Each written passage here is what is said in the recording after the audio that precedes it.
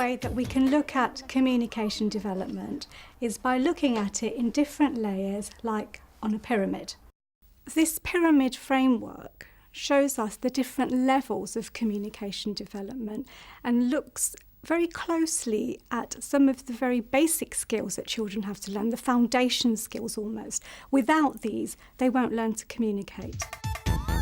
Right at the bottom of the pyramid, we need a good, solid foundation.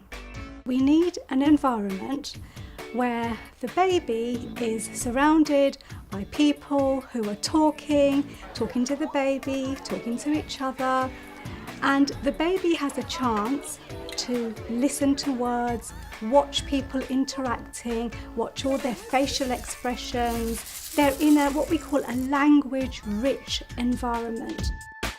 The next layer on the pyramid looks at the vital building blocks for communication.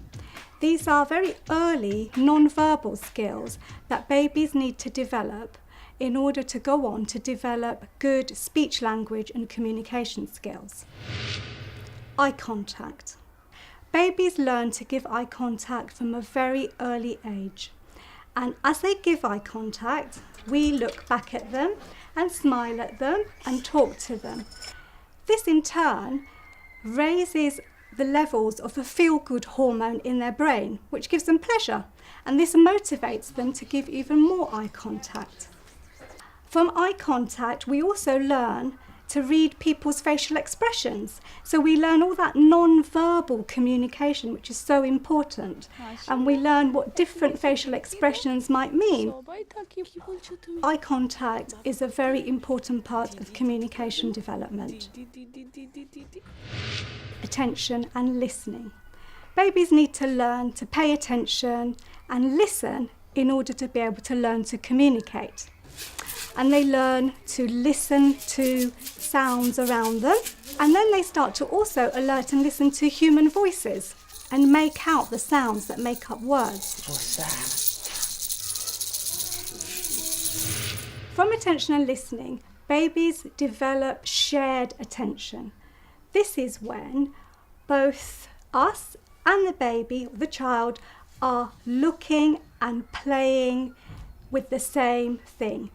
So for example, when we look at a book with a child, and it's a lift the flap book, an interactive book, so we're both focused on the same activity.